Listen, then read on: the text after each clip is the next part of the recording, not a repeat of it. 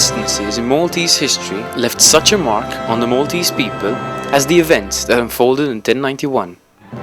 This is the story of one of Malta's most important and influential chapters in its long, rich history. This is the time when Malta fell back into the hands of Christian rulers and remained so till its independence almost 1,000 years later. These new Christian conquerors were none other than the Normans, and their legendary invasion was to start a legacy which would remain with us for generations.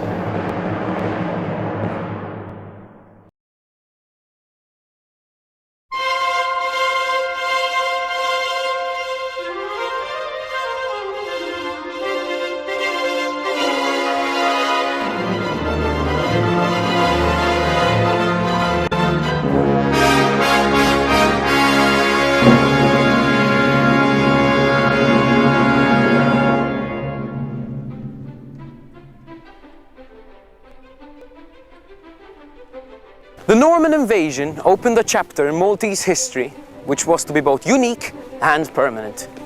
For the next 440 years, the Maltese islands were to be part of the Kingdom of Sicily. Sold and bought, changed hands many times, but nevertheless remained European.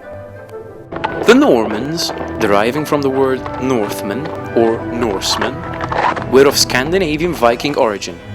They settled in northwestern France and gave their name to the region which is still known today as Normandy.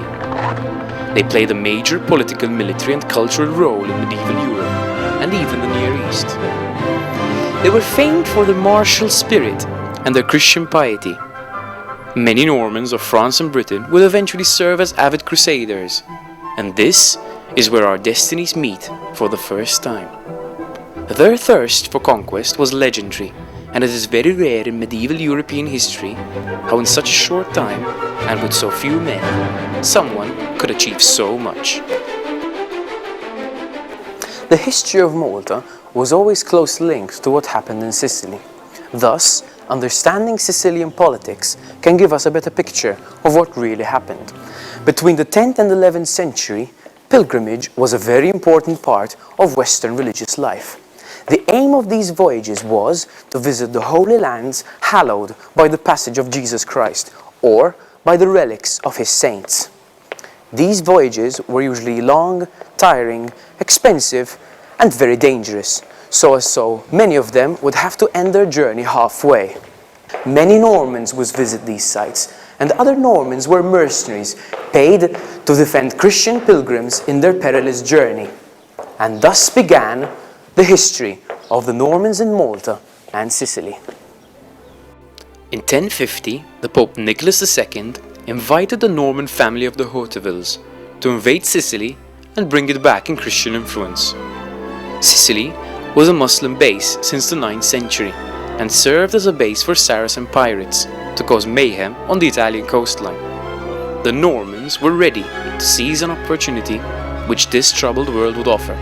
There are several reasons that could justify this conquest: ensuring the security of Calabria, ending the Arab piracy, and clearing away the humiliation inflicted on Norman mercenaries earlier on, and moreover, revenge of Christianity over Islam added also a religious dimension to the adventure. In spite of this, the Normans proved afterwards that they never wanted the total eradication of Islam from the islands. In fact, a strong Muslim presence remained in Malta for another 200 years.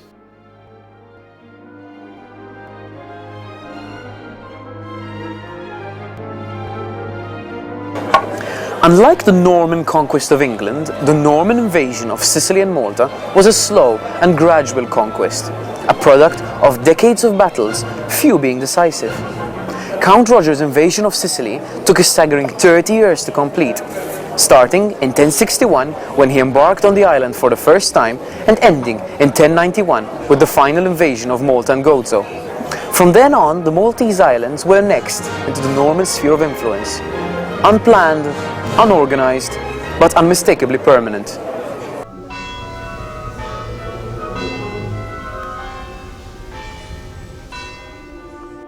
Count Roger, called Bosso and the Great Count, was together with his brother Robert one of the great leaders of the Norman conquest of southern Italy and Malta, called Melita at the time. Malaterra, a historian of the time, says of Roger that he was a youth of the greatest beauty, of lofty stature, of graceful shape, most eloquent in speech, and cool in his counsel. He was far-seeing in arranging all his actions, pleasant and merry with all his men, strong and brave, and furious in battle. In 1091, Roger, in order to avoid an attack from North Africa, set sail with a fleet to conquer Malta. On landing, the few defenders the Normans encountered retreated, and the following day Roger marched through Mdina. Many Greek and Christian prisoners were released, but Roger's policy permitted the Arabs to stay on, so that it appears that the Maltese islands remained within the orbit of Muslim culture. He is also credited of introducing the feudal system into Malta. Roger's politics was of ethnic tolerance and religious liberty. These modern ideals kept his new conquered lands intact and free from rebellions. One must appreciate that it was quite rare at the time that the conqueror allows his new subjects to practice their old traditions freely and weren't taken as slaves or slaughtered altogether. The price that the Saracens of Malta had to pay for their freedom was weapons, horses, donkeys, and large sums of money. It was agreed that the islands would become tributaries to the Count himself, and the Adi should continue to administer the island. There is no doubt that the conqueror of Sicily wanted to use the Maltese campaign to underline his personal achievements. The Normans then landed on Gozo, called Golsa, and found quite a considerable resistance from the locals. Roger ordered his men to sack and pillage the island until they surrendered, and eventually the islanders were forced to accept the Count's terms. The Normans left a rich architectural heritage in Sicily, but unfortunately none can be found in Malta. The term Norman building was used loosely to describe any building erected between the arrival of the Normans and the arrival of the Knights in 1530. The oldest building in Mdina is said to be the ground floor of the Palazzo Santa Sofia, dating back to the 13th century. Other buildings date even later, with a strong remnant of the Norman style, the Siculo-Norman style, like the 14th century Palazzo Gattomurina. This highly decorated style of windows and its unique character of a central column in the middle can be found all over Mdina.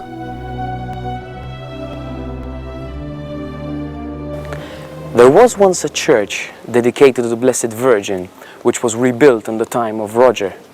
If it were still standing today, it would be the only true remnant from the Norman times. Enlarged in 1420, it finally suffered severe damage in the earthquake of 1693.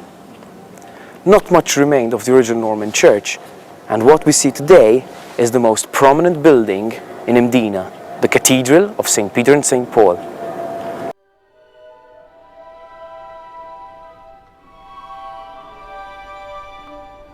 The traditional claim that Count Roger re-established Christianity is well founded in Maltese history, but there are no documents to substantiate this.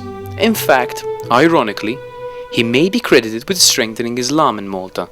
It was only after the second Norman invasion and conquest of Malta in 1127, by the Count's son King Roger II, that the Christian community became firmly established in Malta. By establishing a Latin Christian administration, Roger II had sown the seeds for eventual intermingling between Muslims, Christians, and Jews. He changed the administration from an Arab emir to a Norman emir, keeping the emir title altogether. The apex of Norman power came with Roger's son, Roger II. After his elder brother Simon died, Roger II was next in line for the throne. Whilst his father was only the Count of Sicily, Roger II, being also the ruler of Apulia and Calabria besides Sicily,